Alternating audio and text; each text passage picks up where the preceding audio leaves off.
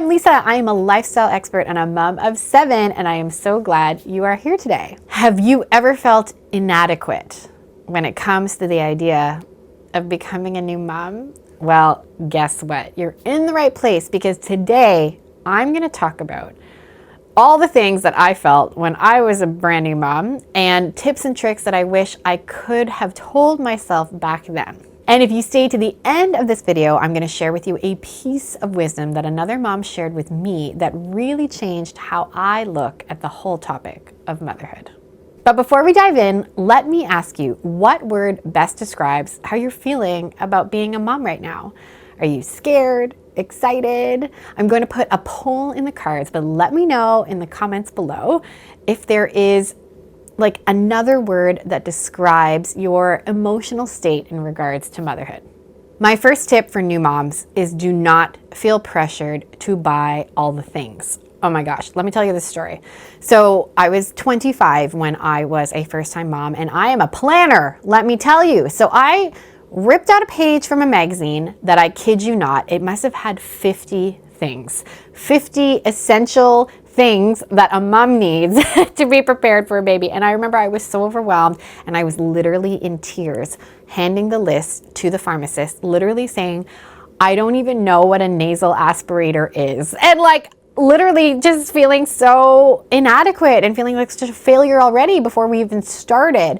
And I remember the pharmacist like looked at me and was like, I have 3 kids and I've never used half the things on this list. And so I think because it's such an uncharted arena when you become a mom for the first time, that of course there's this natural tendency to want to be as prepared as possible. But that doesn't mean you need to buy everything under the sun. I honestly, I was shocked at how little we actually needed. The essentials, honestly, are diapers, wipes, a good cream for the baby, some really simple like sleepers, or just like normal outfits, like just a few outfits, some blankets, and your stroller. To be totally honest with you, those are honestly the essentials. Like, I didn't have a baby monitor when I first had a baby. I didn't have like a wipe warmer. I definitely did not ever use a nasal aspirator. There's just a multitude of things on all the lists that I honestly ended up returning to the store. So do not feel pressured to buy all the things. Like, honestly, for us, the baby was even in bed with us for, a good period of time. So I didn't even really need a crib. And I remember how much I stressed out about that. So just don't feel pressured. If you want to get some things, cool, but you don't have to feel pressured to get all the things. My second tip is to not feel like a superhero.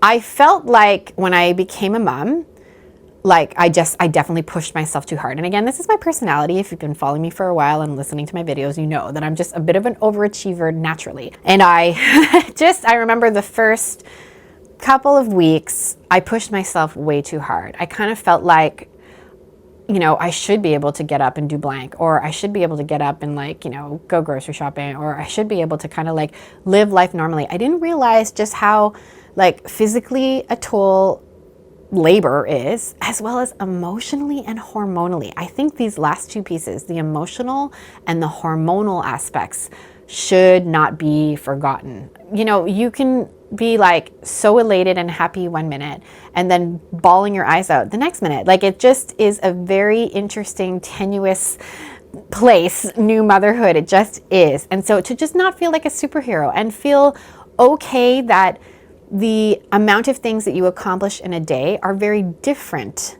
than what you accomplished before a baby, but also to remember that you're still accomplishing something. You are taking care of a human being. So just it's just different. Maybe before you had a baby, you were working a lot. And so you were just, go, and you could do 10 things on a to-do list. And then maybe after baby, your to-do list looks like shower, nurse baby, change baby, do all those again. So it's okay if you don't accomplish as much as you did before, but it does not mean that what you are accomplishing is not important, because taking care of a baby and keeping that baby alive is so valuable. My third tip, which might seem like I'm contradicting myself, but hear me out, is to also feel like you're feeding yourself. Okay, So what do I mean by this? If you were a very active person before you had babies, meaning you enjoyed going for walks and you enjoyed, just getting out every single day, I want to encourage you to still feel like you can do those things. Again, don't be a superhero and feel like you have to tackle like 50 things a day and be at the same capacity you were before. But I want to encourage you to not feel guilty. If a walk with your baby for 15 minutes would make you feel like alive and well, go for a walk with your baby. That's okay. If you are desperate to like see human beings and like just get out and like be around people, for an hour, take your baby to a coffee shop. You know what I mean? Like, while I don't want you to feel like, oh my gosh, I have to be like a superhero and do all these things, you could like, don't do that. But just as you feel able, do small things that make you feel fulfilled and that feed your soul, because that's really important too. You need to feed your body. You need to give yourself a lot of sleep, but you also need to like fuel your soul and make you feel good. And also, I just want to challenge you to not compare how much you can accomplish or how much energy you have against another mom. If another mom is up and walking around and going to coffee and it kind of looks like she's doing all the regular quote unquote normal things that she used to do before, and you don't feel like you could do that because you're just not emotionally ready, physically ready, that's okay. Don't put pressure on yourself. All I'm trying to say in this tip is that if you feel up to it, don't feel bad, or don't let other people feel bad that you want to go take a walk. You know what I mean? Because those are really important things. To take care of yourself in that way is very important too. My fourth tip for new moms is to accept all the help. Okay, hear me loud and clear. Accept the help. I remember, and again, this might just be my personality, I'm a stubborn old mule. I kind of wanted to like prove I could do it all myself. And so I would be like, no, I'm fine. Don't bring over food. Like, don't clean my house, whatever. No. You let your mom come over. If this would make life easier, you let your mom come over and do all the laundry. Let somebody pick up groceries for you, or let somebody run your errands that you want to run. Like if you're preparing for like a baptism, for example, or you want to have friends over to meet the baby, let somebody else run around and do those things for you. If they are offering, accept the help. And also don't be afraid to ask for the help. Like it's very okay to not do motherhood alone. Motherhood can happen in a community, and I argue it is better that we mother with other people around us. It's kind of, when you look from an evolutionary point of view, people mothered in tribes, they mothered in communities. I'm thinking like ancient European towns where there was like a courtyard and everyone's houses kind of faced the courtyard, and 100 children would just be playing soccer all day. Like there's like a very, I think, unique way that we have that is not good. Like we've become almost like we parent in silos. Like and it's even physically, when you think of a condo where you ride an elevator, sometimes you don't talk to the people in the elevator, and then you go into your concrete cubicle in a way, and you're not interacting with anybody else. Like I do think that there's a problem with that, I have to just say. So I just want to encourage you to not be afraid to ask for help and accept the help when it is given. Have you struggled with what I'm talking about here? Let me know if these are things that are ringing true for you. I want to hear from all the moms out there. Let me know in the comments if these are ringing true. My fifth tip for new moms is to not equate the cleanliness of your house with your self-worth. This is bonkers to me. Okay, listen, I did interior design for 10 years. Like I believe you me, I love the value of a beautiful home. However, somehow we've put just tidiness and cleanliness and how perfect our houses look on this pedestal that I think is unhealthy. And when you're alone, particularly if you're alone, if you're caring for a baby alone, your spouse is at work or what have you, or you don't have support, like sometimes the girl's got to sleep, sometimes a mom has got to sleep, and when that baby is sleeping, sometimes that's just the best opportunity.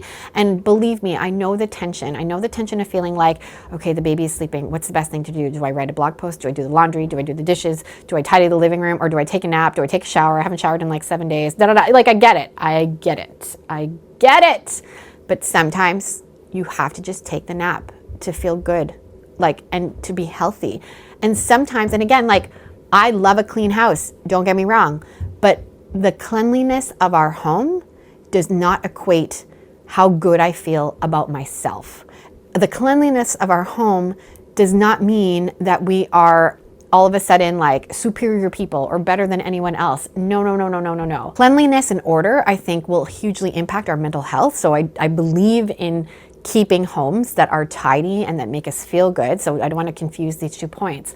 But equating the cleanliness of our houses with our self-worth needs to be thrown out the window. Bye-bye. And the final tip I want to share that someone once shared with me that I just think is so valuable and has changed my paradigm a lot on just the entire topic of motherhood is that your sacrifice does not go unnoticed. Let me unpack this real quick. It's so much sacrifice in motherhood. Oh my gosh, sometimes when you've got the baby that just like will not be put down, and so you're like rocking and like, you know, you just want to eat, or you just want to have a moment where you can just watch Netflix, but the baby is crying or the baby's teething. There's so many reasons why, you know, a baby can't be soothed, and it can just feel so difficult. But your sacrifice does not go unnoticed. And even if like nobody sees you doing it, so like your husband or your partner doesn't see you do it, or, you know, your mom, anybody, nobody sees you do it. Do you know who sees you do it? There are 2 people. Number 1, that baby. That baby sees your sacrifice, and do you know who benefits from the sacrifice? That baby. That baby, you know, doesn't have the words obviously, but that baby needs your nurturing. And if the baby could say thank you, it would say thank you. Like, this is what babies need. They need to be held and loved and cuddled and soothed. That's our job. That is our job as their moms. Who's the second person? And this is very much informed by my worldview as a Christian, but our Father in heaven. He sees the work that you're doing. Like, he sees how much you're sacrificing. And like, this is just a unique call for the season of life that we are in when we have newborns. It is one of sacrifice, but the sacrifice is worth it. This is all stuff that I struggled with big time when I became a mom. And I'm so excited to share with you that now 10 years in my motherhood journey, I've written a book called The Possibility Mom, How to Be a Great Mom and Pursue Your Dreams at the Same Time. And I'll put the info for that book in the cards. So those are the tips and tricks that I wish someone had shared with me when I was a new mom. Do any of these resonate with you? Let me know below, but also let me know if there is something about motherhood that you want to hear more on. Again, I've got 7 kids, and I am more than happy to spill my guts with all of you about the things I've learned through 10 years of trial and error parenting. And I actually thought it would be kind of helpful to make a short playlist of other videos on this topic for you. So I'm going to put that right here for you, and I will see you on the other side.